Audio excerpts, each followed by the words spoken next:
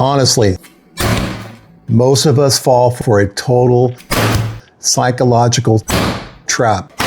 When we're walking down that Costco meat aisle, we see flashy labels like American Wagyu or premium bison, and our brains instantly think, okay, this is elite stuff. Then we look at the cheap ground chicken or the basic budget beef and just assume it's lower quality. One of our viewers, Karina Johnson, actually called this one out in the comments and dared me to put them head to head to see what's real. So, Karina, this one's for you. Because we don't care about the marketing, right guys? We want to see what the actual data is. So today we're ripping open the packaging on 5 totally different meats. Standard Kirkland 8812 beef, organic ground chicken, 100% grass-fed beef, premium bison, and ultra premium American Wagyu. We're going to test how they hold together raw, slide them under the microscope to see exactly what their cellular architecture is, and watch exactly how those cells collapse when they hit a hot pan. No fluff, just the raw forensic data. Let's get into it. Okay, first up is the most expensive option on the table. It's called the American Wagyu. This stuff sits at a massive 25% fat ratio. And honestly, the second you slice this package open, you can tell the texture is completely different from standard store-bought beef. So when I picked it up and start rolling in the ball, it feels really soft, almost like room temperature butter. But that's not a coincidence, guys. Wagyu cattle are genetically optimized for intense marbling, meaning the fat is literally woven right into the tissue baseline. Just the warmth from my hands is already making these lipids soften up, because Wagyu fat has a radically lower melting point than normal beef. So now contrast that with the Great Range Bison. This package sits at a lean 90-10 ratio, and it is the exact polar opposite of the Wagyu. The moment I pull it out of the plastic, I can immediately feel how dense and tightly packed the meat is. So as I start rolling it between my palms, it doesn't give or soften up at all. So it stays firm, cool, and holds a tight, solid shape, because bison are pasture-raised, active animals with incredibly strong, dense muscle fibers. Next up is our Members Mark organic grass-fed beef.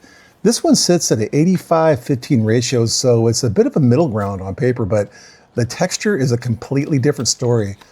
As I pull it out of the package, it feels noticeably firmer and colder than the standard 8812 or the Wagyu. So when I start working this into a ball between my palms, it doesn't try to melt or get sticky from loose fat. It holds a clean, tight shape because grass-fed cattle have a much cleaner pasture-raised diet. So finally, when I open up the Mary's Organic Ground Chicken, this is listed at 93.7, which sounds great on paper, but as soon as I pull it out of the tray, it's a completely different world. It feels incredibly wet, loose, and almost like a paste. So when I try to roll it into a ball between my palms, it doesn't want to hold a clean shape at all. It just sticks to my hands and slumps over because poultry tissue undergoes an intense mechanical grinding process that completely pulverizes the muscle walls. So here's a quick strength test. The Wagyu here is, if I hold it up like this, feels like it's gonna fall apart, which I think it is. So you guys see this? So let me put this back. Here is the bison. It's stronger, feels like it's intact, staying intact, not going anywhere. Here's the organic, pretty hard. And the chicken feels like it's gonna unravel. Pasty as well too. So here we have the Wagyu, the bison, the organic right here, and the chicken. So as you notice, on the Wagyu and the bison, it's really greasy. And over here, the organic, not bad, and the chicken, basically cooking in its own water. As I flip over the Wagyu, see how it falls apart and how greasy and oily it is? Check it out. So here's the grease press check. Check this out. So I got the Wagyu on the left right there, got the bison on the right in the middle. So look how much oil and grease. So here's the after the cooking here, and here's the chicken. It's kind of dry, pulled apart pretty easily, but here's the bison. And yeah, it looks okay, but a little oily, greasy, not too bad. Check the inside, let me squeeze it a little bit. You see that? Now here's the Wagyu. Look how greasy this is. Look at my fingers. That's 25% fat. Here's the Wagyu slide prep. Distilled water, cover slip, and let's take it to the scope. And this is what I see every day, you guys. So let's take a look. Here we go. All right, we're starting out at 40 times. And right off the bat, you can see how unique this tissue landscape really is. Instead of a solid uniform wall of deep red muscle fiber, you're looking at a translucent marbled sheet. You guys see those lighter, almost clear patterns running through the darker protein clusters? That isn't cellular water. That is a famous intramuscular marbling of American Wagyu. It's completely integrated into the physical layout of the meat before heat even ever touches it. Now we're going to boost this up to 100 times.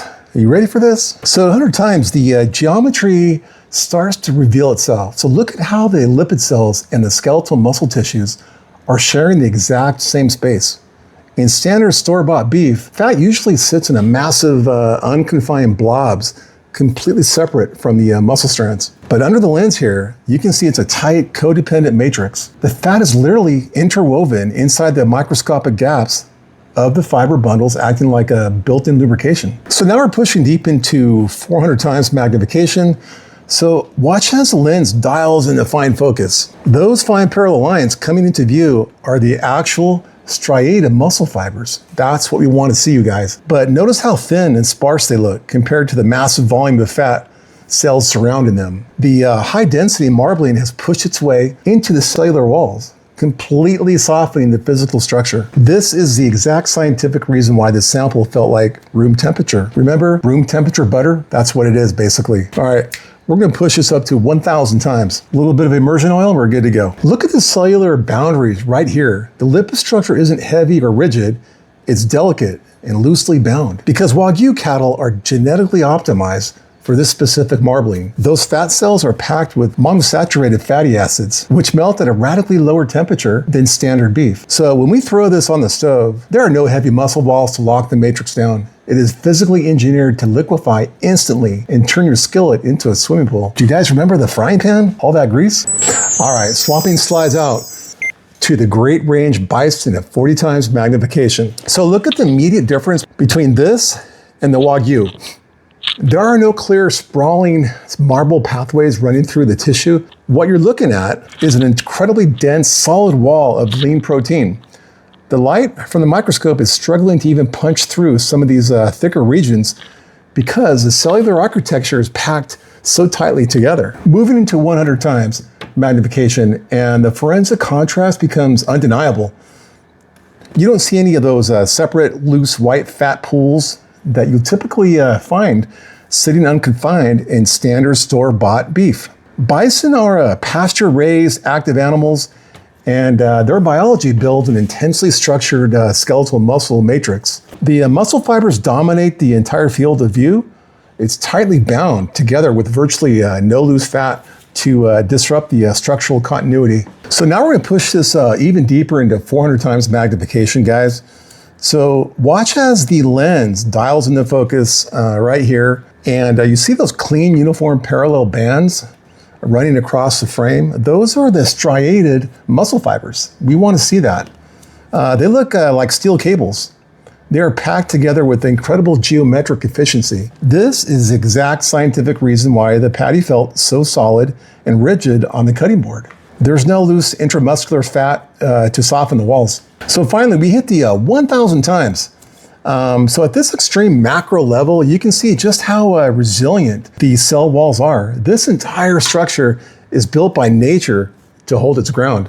When this tissue hits the blistering 350 degrees pan, these tight cable-like muscle walls act like a fortress. It locks the natural moisture inside the matrix instead of fracturing and dumping it out. That is why bison barely shrinks on the stove. The data under the lens proves it's built to keep its shape. All right, here's the Members Mark organic grass-fed beef. We're starting out at 40 times magnification, and looking at the overview, you're seeing a highly cohesive, tightly integrated structure here. Unlike the Wagyu, which was completely shot through with massive clear fat rivers, this tissue is incredibly dense and uniform. The light passing through shows a consistent matrix, signaling that the fat and muscle are structured completely different here. As we shift into the 100 times magnification and begin to pan across the deck here, the structural layout becomes much more clear. Look at how small and sparse the actual fat clusters really are. In standard heavy grain-fed beef, you'll see massive unconfined pools of loose lipids disrupting the protein channels. But with this grass-fed sample, the fat cells are tiny, isolated and locked tight between the structural boundaries of the muscle walls. So now we're pushing deep into the 400 times magnification. So watch the lens dial into fine focus right here. There they are. Those are beautiful. They're clear parallel lines are the striated skeletal muscle fibers. It's perfect. Notice how crisp and unbroken those channels really look. Because these animals are pasture raised and active, they build structurally reinforced protein walls rather than heavy, soft intramuscular marbling. This is exactly why the patty felt so solid and held its edges cleanly on the cutting board. Finally, we hit 1,000 times magnification at the extreme macro level. So look at the sheer density of this layout, you guys. The cell walls are robust and packed incredibly tight. When this tissue hits that blistering 350-degree pan on the stove, this tight cable-like geometry works to your advantage. It traps and locks the natural moisture inside the muscle matrix rather than fracturing and dumping everything into the skillet. The data under the lens does not lie here. This structure is built to hold its ground. All right, wrapping up our look under the lens with Mary's organic ground chicken at 40 times magnification. The difference between this and the beef or the bison is completely staggering. I know it's chicken, but still, this doesn't look like an organized sheet of muscle tissue at all. It's an irregular, translucent mass. So look at those giant pockets of trapped air bubbles and liquid spaces surrounding the edges. This structure is incredibly loose from the get-go, you guys. So we're shifting into 100 times magnification, and you can see exactly why this patty completely collapsed and turned mushy on the board. There are no clean parallel muscle fiber channels or locked down lipid cells anywhere in this whole frame. What are we looking at is a homogenized emulsion. The industrial processing required for poultry shatters the natural cellular cohesion, leaving a chaotic paste that's mostly fluid and loose material. So now we're pushing deep into 400 times. So watch the focus, and we'll adjust it right here, but instead of seeing these clear, beautifully defined striated bands we observed before in the bison or the grass-fed beef, you're looking at a completely pulverized field here. The proteins in the cells have been mechanically battered into a random sponge like a web. There is no physical matrix left to give this meat structural integrity. We hit the 1,000 times magnification on the chicken. So at this extreme macro level, notice how soft and poorly defined the boundaries are. When this tissue hits the stove at 350 degrees, it has zero capacity to lock in anything. The moment these proteins denature and tighten up, they act like a wrung out sponge, dumping massive amounts of trapped water straight into the pan. The data is clear. You're paying for a lot of water weight that's built to evaporate, and the microscope proves it. So let's look at the hard forensic verdict meat experiment. If you're buying that ground chicken thinking you're getting a killer fitness deal based on the price tag, you need to realize you are being fooled by a massive water retention. The mechanical processing completely shatters the cell walls, meaning a huge percentage of the volume you pay for simply evaporates as pan steam, leaving you the lower actual yield on your plate. Now, if you buy the premium American Wagyu, you're paying a massive premium for incredible flavor and luxury marbling. But you have to accept the data. A massive chunk of that footprint is physically melting right in front of you in a big pool of loose grease that gets left right behind in the skillet. So I didn't test this one here, but the Kirkland 80/20 is a reliable, budget-friendly middle ground. But if your objective is the absolute highest yield of structurally intact, dense, pure muscle protein per dollar, the bison and the Members Mark 8515 grass-fed beef are the clear winners. The footprint in the pan and the cells under the lens don't lie. Stop letting the pretty labels make the choice for you. Look at what actually happens under the lens and in the pan, and pick up what works for your goals and your budget and your family. So big thanks again to Karina Johnson for sparking this entire investigation. If you want me to put your ideas under the lens next, drop a comment below. And if you really appreciate raw data over corporate marketing, make sure to hit that subscribe button and check out this video regarding your favorite coffee. You really want to look at that. I'll see you next time.